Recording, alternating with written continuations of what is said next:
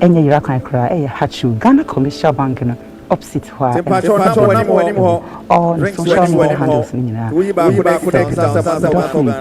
I will be at kana kwa judi we fufu 700 Ghana cedis pe nyambum efe ehutwa baby I will be tutu America na koje odie afi medofo furniture we see the bia me come furnitures adoson ebu na so wo pe furniture e be chama na efe na nimunyam wom na edimu dia eye papa go furniture pe e betimi ma nkunwa efe na hotse ni nimunyam wom baby bia obia papa go furniture e wo kesama junction ne so wa ina papa go furniture e wo baby obia no tutu America na koje odi omo eguso eye promotion den afi mi do free empomu didi ehia empomu didi e mi se mi sika de ma ni ya hodia ana mi do areho sabi ko me bi da mi rezo a nkwane ahoden dia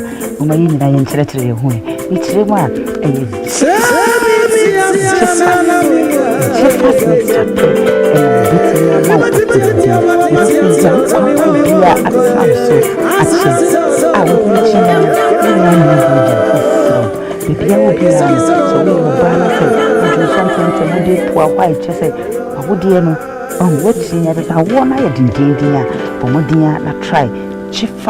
mixture me say enter no e be ye triplets baby I will be ano tutu America na koje odi jeffas mixture e be maw apomuden afi uwia oye bema na se me dofu uku 2 minutes no 1 minute dia omodin na koje odi jeffas p capsules pe na e betimi maw ama wa bema mapa baby I will be dani dan ko focus na say na ya se ho e feel na ya se in fact ho ya kono eno kre eye jifas ena mama ye obasima kama say yare do bia atena ho so ache bia hepatitis B die mwedra eye jifas in fact malaria tipaye fibroid just na titu America na kwaje odi esanse ne Ghana ye din Ghana ye hye entena ho ema yare no emubu engu ana yare no enkan enchu serious ansana wakase ope ano edru ana se etredru bebia obia no jifas mixture jifas pick capsules pe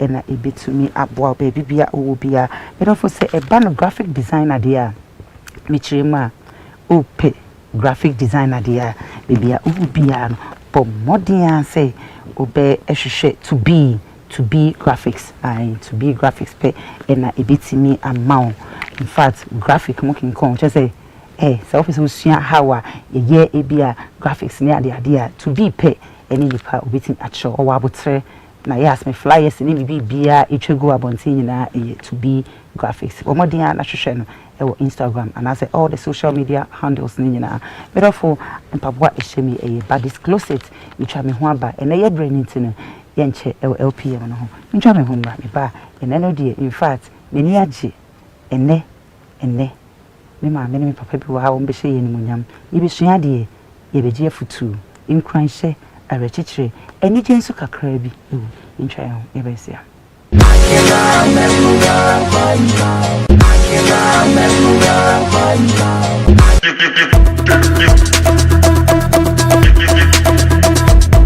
atadwe eneya sidenne therefore sebanu ufie nkonya papa padia mi trema furniture papa padia eye papa go furniture pe ene betimi ama nkonya papa edimu na efe na hodini wom etitru fo wagana promo hani abrochire be bia de eye papa go furniture pe ena ya chi atum delivery baby ekobia free afi yegusi ye sales ndendende ye womu a ekosi next year January baby awobia no papa go furniture e wo ho edema papa go furniture any challenger no challenger papa go furniture enkonya papa papi.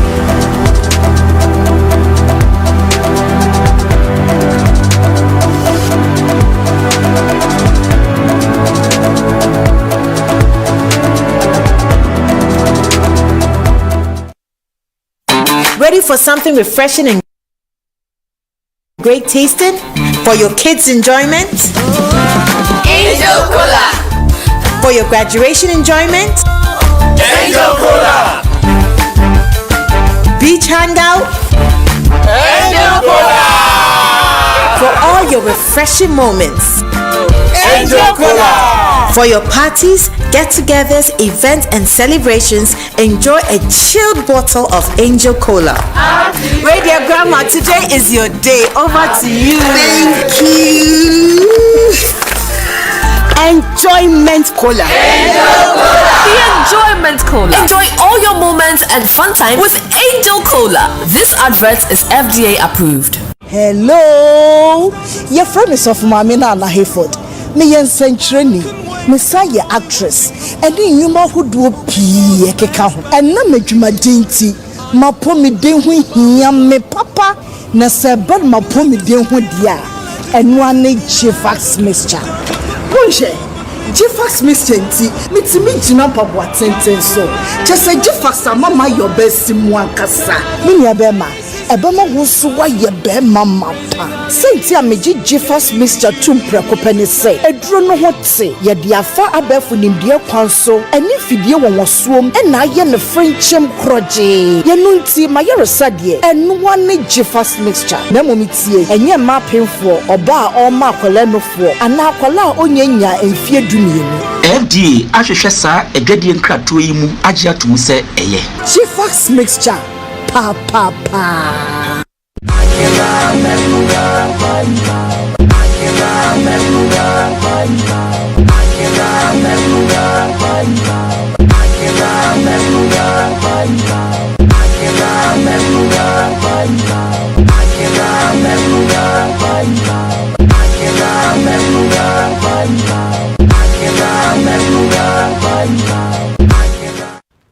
Better for me, my quabba beam, Yakupon show, said Annie that would you bray, on your bread, or shame, Fruby will be Fruby.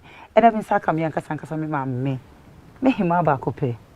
Maddy, Nana ya, a home fe. Or him about baby, and many. Or you're him, ma. Yea, Nana. Beautiful, and I'm Sakam Yankasa, Maddy, Nana, Bacope. Nana papa bi. Ena mi akasa minu aba shodi. Yenko mo he. Yeni mgodingo. Yee, me nana no mo esen ka mi sorry nana no me mamo pia. Nana me pacho wadaroma. Yee, me bo akwa aba. Bibi aboko di. Pacho you. Nana e ma so pia. Ejiso. Yesa me sorry. Go there be sorry. Nana I sure. There be. Maintenance. Nye baby na akọ ohine ni ma sorry. Na me sure. Nana bibi aboko di. Bibi aboko. Pacho you de nyame ase. Minu aba shodi. Bibi ekoso. Bibi akama. De nyame ase. Nana show your experiences in life. And many are just from con. See a tone safrel. I will buy. And you say when you share what brabum life experience. Kakra. Emma, didi kind and I be bonny din. Bibi a free. Bibi a cool school. Bonny na tofa. Emma, enko. Yo, me didn't think Naya amane a odikan na asa na metu asuna. Metu ayi kurura Nana plenty nana nansa kuro kwapin nyina kurura epeja ni mu nana mema wotini kwa ene watran ko nyina afa ni chia Mr. and Mrs. Asara ena me wura Bishop Freddie George Godfather and daughters of Esther does me transformation from the way we are say wash in CCM which are winning Nana Jana Ufi Dumesia. And I'm Pacho Adaruma, coming and a bear so and shall be one son. Me free Mankesim. Hey, Mankesim Edumazi. If you do my day. If Edumazi. Concert house. Atasi. Right. As you see, I'm a what tema. Come to 22. You, Nana, dear way. Patrosi. Nana, would you dear? A confi atra. A confi atra. The one I wore Abrobe factory. No. One district, you know, Yenny first, the whole Ghana. Oh, okay. I think it's our factory, you want I walk. Oh, okay. Okay. Yenny about shoddy days will be a shoddy baby. Mamma, and I am and I pay out Pacho Adaroma, Enko. Yo, afe enye tutu kran na me fi major na fi tutu na tutu kobo tutu nkonwa fi ho na me fi na me na nso efi asese so ahin fi nti na say me na me major fi nyina no ye fi nkonwa fi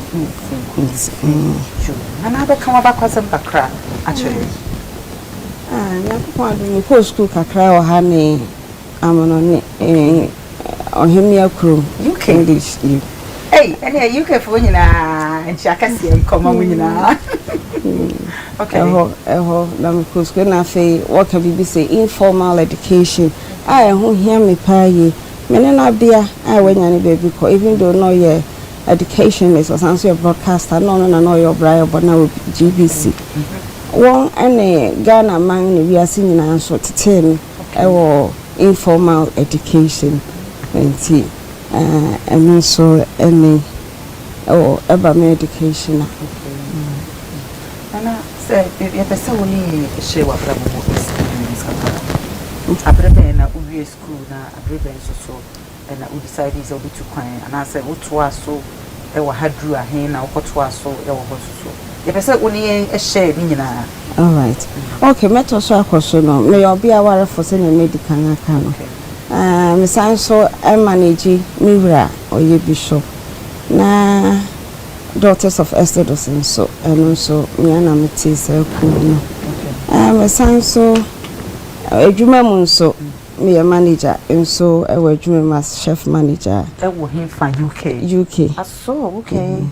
Enti me sanso ye global organizer ma transformations 108 na efin so nia etwa to amini ze bi besan abeka yankopon pa me sanso ye nkoso hemia eno mse mfie bieni wode metena so enti na nyuma midini na fi mo frabrem na meja ne mena wo sha ase ne yanko yentutu kwan anko say London, Germany, and I see US and I crew for fra. Or the uncle cry. Wow. A cry to dump me a crew. Wow. You know, the uncle. It's am I young? We are no. Baby, I didn't be Shaviano, messing. A sang into tear. What the my and I miss also or pa miss me wo say, Monsieur. And you know, I say, how can say, be a donor? Mean to mean dog. And so meaning ho akade kakra. Okay. Na but nana ya shawa as a ombre nana wa breda cause I say you wutu sikam ta say obrenya hu e pese hu say wa breda bread mean to mean ka say obia amreda. Okay. Obia is how we measure na fa bre because near me bre no every nya wode. Yeah. Near me metumi a sustaining no but you won't find chairman of profile me different because if you are higher na feel free na heading e bia wo won to me inti bread make us obia bread. Okay. You inti e bia obisa me question potting bia na bia koyi e de aba inti ekoya e bi baba bread obia bread. Okay. Abrebe na ukọ free hasi go to school ne so UK. Our age. That's 18 years. 18 years but UK. Time na you cover all the time. Okay. So how na ukọ to school so bibia ho so na ukọ ware ye. Okay. UK na ware na make no. Your my 14. Obi will say you. My 14. Nana me pacho wadaroma. Nana wo baako 14 ana say 11 fostered. You to make a win na bo say mema. Ebi wo ha ya adopt ebi wo ha ya foster wo. Okay. And auntie shout out my man and last time was my born Dinty Marcus, Rachel, Theodora, and Lydia. Shout out to you all. Okay. And we'll feel some casado. I say I don't want to feel. You are feel. Okay, it's only one buy and I say wage. And as I say, Abrabo to say, wish a time I would be here and now she says, I do as in here now. ekose abrabom to say ahindi ayeden nana no mayade intamefira kura wo hwe ayeden adwuma ayeden pa na sika nso wom nti obi a obehu ohimia bia na ohini bia na fasa ni di no fama no enda form na obi a haw eye wo haw wo de betu ani nti enye easy sa na wo sanso ye nhwe so de ama fofu nti kan abrabo na obo no de ntumi mekai enana sai ko se ade ho ewo akropon wo se ende fina reko wa wodi won di ade wo se ntumi didi wo choba bi nti nyama bi wo ho no ma ntumi anya te se kan no se nana nka wo fa ho di no nana wabre ebre ni mu di ye hi eno ye pesi hu se nana bra because ye show as a wo sika bi eti am repeat ye pesi bra wabre only ye che experience so what I say me the second picture now who say me wealthy you I'm wealthy is how one measures wealth wo me to nkonwafi ebie ni nyina nti me wo Ghana cultural values and a Christo because as I say so if me the mishana yawo a Christo phone and yawo yenanam ho nti I am rich and wealthy in that way na ya can say sikasema eno na pe dudu bebre nkrofo adwen koso kan na dia nka meka say middle class for and anyenfo baby eska foko o de yan shawa ye besen o de yakwa so a ye besen just down to earth okay nana e kwan be na afa so a uko UK e ye obusuani bi na de uko ye ana say ye wa na uko ye challenges a wa fam e wo UK no ye pese o na ye hye me de metumi aka say nyankopon a hira me okay na meja na onegana wis na na adwuma nti no yeso nyina tambia no na yeko holiday na maame so ewo ho na Charlie essence na misha a wode yenko no obroni be say you don't know any better nia wo a wadi mpanyimfi so a wote krom ha na wo ba nia wo be hu say challenge no me no every nye challenge mama okay say wa mu no ebia wonya discipline onyo obrefo umpa adwuma oyo kwadwefo wani batan essence pembebre na ye kase mpese me kwabruchi na nda form woka wono orinje ndi essence wote ha no ni awpa emre awpa na adesore ehon so de wo ye 1 minute late pe na won drive I drive kura traffic to metro na abosan kodu adwuma na abufra bi your manager now supervisor and all bekasa every now there and some of the challenges are minyan paye meantime go Ghana fum enti bibia na me manage council schools back na mama bi Ghana no baby same adibia onye now I've always liked that say me personally now I like to develop myself and obi o woman chen bia mpese utumpon enti mama me hwa watena brochira che nso ne honam ni na nkwani enti me so do it as you would have done at home mama fine or finding it very offensive say me yakuma na waba na maka brofu say onkoye ne sane anka oba because na me ma wo ye NVQ level 1 and 2 na mpese wo tumpon okay and so sa brofu say brofu bi wo ha ye kan wo krom ha enye sa na ye kan wo ho sabe ka fra obi kura PhD wa ha and so brofu bi wo ho na obeka wo krom I ho ka krom obrani ba bisa say dan na wo pa kire no what are you talking about exactly that language barrier so me ne Ghana fo ye adwuma how because enya ho na me no bebo asre hehe I don't miss business with pleasure enya so say I would disrespect you but Ejumem me bona brofudin. You pray kwa boncha me friend is see because no cross and you kwa pin. Okay. Nti on say you ejumema I treat her differently than say yeah babonti na Ghana for no they find it difficult na young current experience and me run and me face pa ya nan saying ranting na mabawa mbahwe wo migrate eba abruchi so wo bepa adwuma ayema wo ba wo say it's entirely different thing altogether. It is one of our biggest challenge and me yaw se meka say edum pain bi so a na say manu me hu say nanka ye de bua wo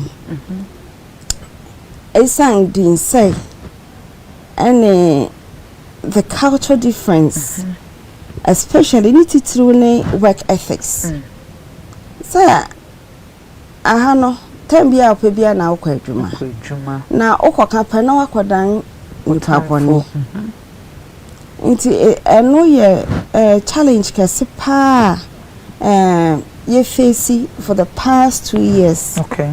One a wo fi ha eba ne sem ne de bebrebe ba mekai bia masan akaka. Na mekai one of the challenges so me was a racism e wo ho pa na me so na papa de enko Frankfurt some be kai am bribi na Ghana ne Germany na wo bo football match away na oh Ghana ya ne share first yeah okay and I'm so was share Germany 6-1 yeah I was so excited now my first time I got tramumu I was Frankfurt yeah now Brunibi was very racist towards me and it was kind of shocking but it's an mission I just forgot about it because now you kwako Shagana for our my area where inti yeba say racism I wo ho etun try but English for no I wakatakata so kakra inti say ebi ma wo be ye wo wani so my first experience of racism Frankfurt. Oh okay na me face racism okay na adwuma mu so experience necessary to see adwuma wo UK adwuma de Saudi abrofo so won pe ehye wo menase okay and so because what say when obrone require make sure so wa bona mane da form esan say me wo nimde na mani jemadwuma ho medi na mpacho eni die mu aso ma me wadaroma ebusia for me pamocho number na e da screen ani no last number 47 no e WhatsApp nko a me pacho enche ye de call number no e beto mfimfim bu se me phone bi eda ho na wafra no yinya mbie phone lines na nto ntimi so ya botre na tie na abakwasem no kakra ya sure ana wadaroma yenko as I say me are transparent honest me time management today me do so pai intino one so so ebu o ha won pedwuma na won se me aso na post no metumi because ebu o ha me yare kra because ebu o ha me na won one post metumi sore ko because ahemache no ma penesa won pem nso me time so ya na ma sore ko ensan senkrofo bi redan me wonya adwuma ma me nso woda me pay euro so enti ebi wo ha na wo de wani ato na wa sore edeko na no na ya me pese Ghana phone member fo ebi mu ati asese wonya adwuma bi asomu ye aya wo se adwuma ni Ghana na and that the minimum say bia wo be bro me experiences kakra manya ene say ye na fofo anwa bebi adwuma mi akora nso ma bebi bi wa ha okay ama yen sense form yen life savings nyina akwai mi huni se dodo na epa adwuma wonya wo beye kakra bi nso na won pa adwuma ye wo pesikantam na won pa adwuma ye ayesa na ye wa kwantum no mo yen se asi form afa yen pese ye beye hwe wa ha esa ne se ye ni ohwefo wo be wiao no wa adwuma no egu enti my last experience in so me nyai I wa kwantum ache na was my early 20s we ba holiday e wo Ghana na me koi back na mitu kwanga misisi mechi mempa mesew mesesa duve mesesa bibia fresh sine be ya meba na empa na fresh mitu fia mesesa me ho miguare na mekoda so I'm finally home aya me yawo me so oh adenti na me hu obi man so say I am home because of frustrations I meba krom ha me nyanti atombri bi na me say Ghana de me see hebio am panso na Ghana I feel because of experiences the frustrations unya opese oya de pakura ma minya na yakopon chade mi hia me wura ono na nkakra wadi code me ama ende weni asaka ama hindi kura meja tu na kamaka say abosom sam na kaminji nti sometimes you know life experiences you know minya no more okay ewo krom ha chain even amanone okay nana who share experience na oba Ghana ahindi sem ne koyi achiami fu ebi didi wachi bebi abekobia na abrochire de entisa abrochire de aye adwuma sem nko a to her experience na wo Ghana eni abrochire na sen na ohono Ghana de udi ade a wunya abusua okay eso mu ne adofo bi mu so eso mu entise eho o dress krampa you ready wa ngua na say wo de bo na funny enough wo yi mi asuti say what me be see ade so no me kan wa dwuma obi ehum ya up to now your royal highness wow they do recognize it okay they do recognize it na ade ba kon the Ghana Airport Authority me fan to enim kakra ya be kura no na wo pese mi yi mempoboa na me say me your him ya me yi mempoboa profanity as and they respected who I am unlike me buy me kosunyane kotoka terminal 2 o ma me bro mempoboa for same thing no ma yes so was searching na so sunyane airport for me bum we asemamo why aden sunyane yefi sunyane ayereba watch me call side room because who say me on him me pomanka eho eno kran eye thorough search na was searching me so what me kwahye kokoam na wo ye enti me experiences ni bi o ha here and there to mesre Ghana Airport Authority mama yemfa nidi emfa maya ahemfo ene ya ahemiafo esane sanka ansa na president beba no nanka ye nanka yebuman no nti won fa sa nidi no emfa maye nana yankopon show enyeho yebetwa ye hu yeba na be man so ebusia ene de utia bakwasem experiences in life kai say experience na eye more yi twa ye hu aje aboafo nkrato yeba isia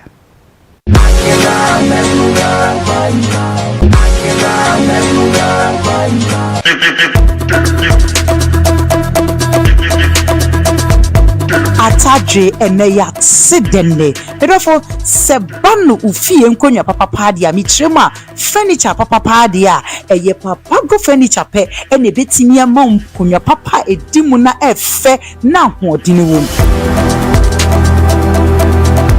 etitru fwe wo Ghana probo hani abrochire be bia de eye papa go furniture pe ena ya chi atum delivery baby a ekobia e free afi yegusi ye sales ndendende ye womu a ekosi next year January baby a wo bia no papa go furniture e wo ho edema papa go furniture any challenger no challenger papa go furniture enkonya papa papi.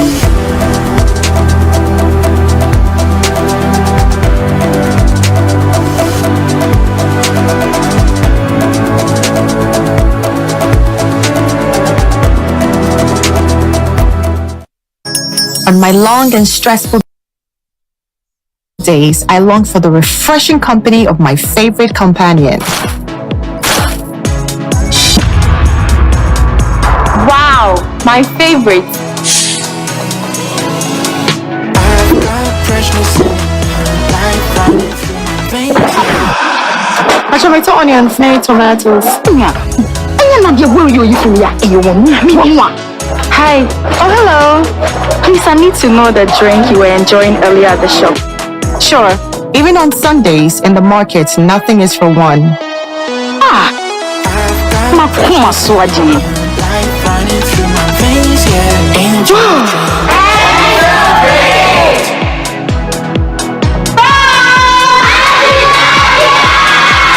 Guess what I brought?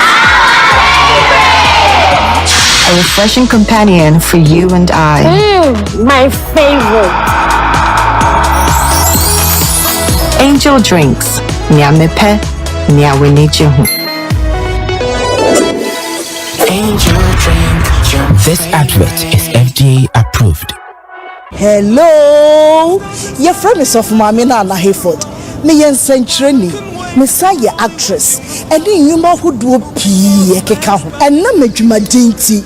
Ma pomi den hu hia me papa na seben ma pomi den hu dia enu ane Jifax mixture bonje Jifax mixture nti mitimi gina pabo atenten so chese Jifax amama your best mu akasa me ya be ma ebema wo so wa ye be mama pa senti ameji Jifax mixture tumpreko pani say eduro no ho te ye dia afa abefu nimdie kwan so eni fidie won suom e na ye ne frenchem kroje ye no nti ma ye resade enu wane Jifax mixture na momitie enye ma penfo oba a o ma akwala nofo ana akwala onyanya emfie dumienu FDA ahwehwe saa edwadie nkrato yi mu agye atum se eye Jifax mixture pa pa pa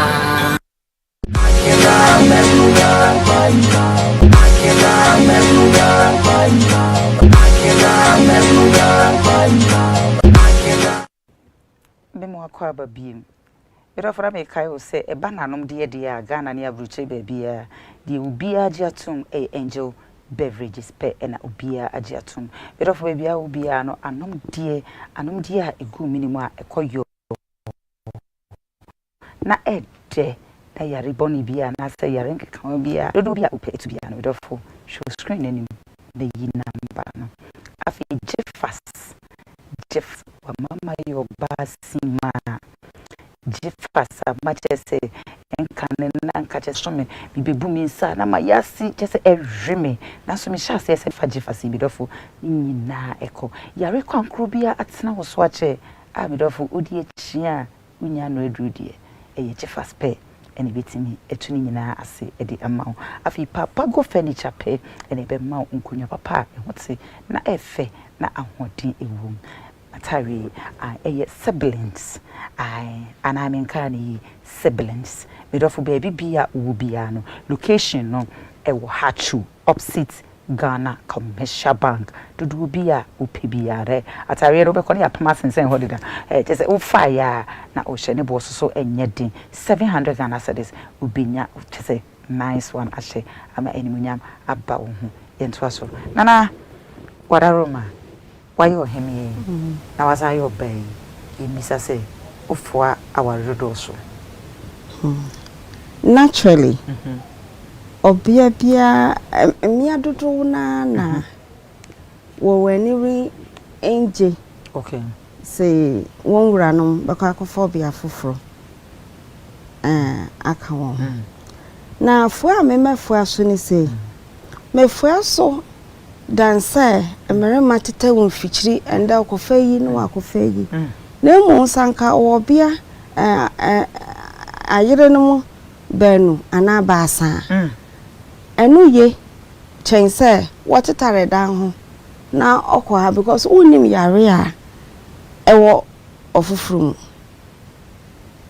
okay tinana wadaroma ofwa aware dodo so wo hu edipane afwa so ana pacho so mame mena na bema me pacho de na nek wona ni yadwene ana wona me yadwene wona ni yadwene wona ni yadwene pepepepe pacho se ni sen hunti a wadaroma Nayas nana yebu nkompoko yechia abra aborofo ne mba yekrum ha no na ye nanano ya ade ewo ho okay enye sebi wo mo amoti akundwa so nko a okay obia because na yinkras no ejuma ye no bema no ne mba na onye so ne oba wo mba na ye ejuma okay ebe pemende da so koso okay enti se bema bi wo ho na so ono ankasa hwe se ne ho beso nkwala na obeware wo mo no mba na obefa wo mo na bibie no esi ne kwan yeah bibie no esi ne kwan na se ne sen ho ntia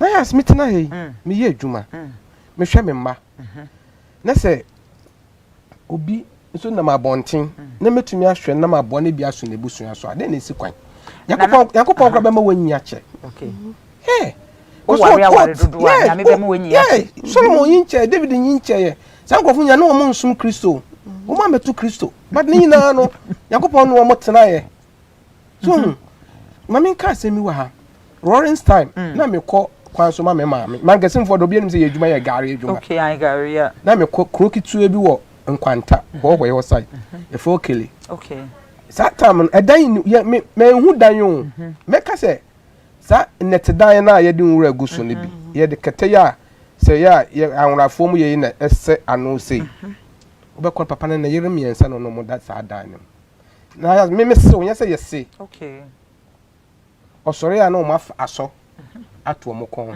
na o mo ko bush okay bibi se papa no do be se fo ye kesa ono ko betumi ni oba ba kwa ye mana ye ya tinkra ha so ye nkwa ye peduane di nti anko so sa wo hwa ye te be ni nya duane di nti awale dodo bible nti awale dodo okay ni mo ko ya obefa so a o masa nipa no keka wo mutiri mbobom no eni na ya na ye ntumi enhwe sa ade ne ye na ko fa sa problem bre okay na as be manye sika o ma mba bidi mete menye sika me wo girlfriend na me girlfriend me girlfriend be ma ni nua obema ne maame bi se me bo ebusuya no yeah but na unji ndi se obi kwa hohiehie mu na pese o support ne in bibi em obetimi a support ne without say bi abeka che ni ba se me pewo because of ne ho akwa hohiehie mu ntase chinchina o pese use ufa kwati kwan bi so na o yes ade na yes eno ne ye bone okay eno ne ye bone okay se utina hoi ebi a wakonyo ya utimi me na me team akonya no so de efe free papa go furniture o pese o ba show no so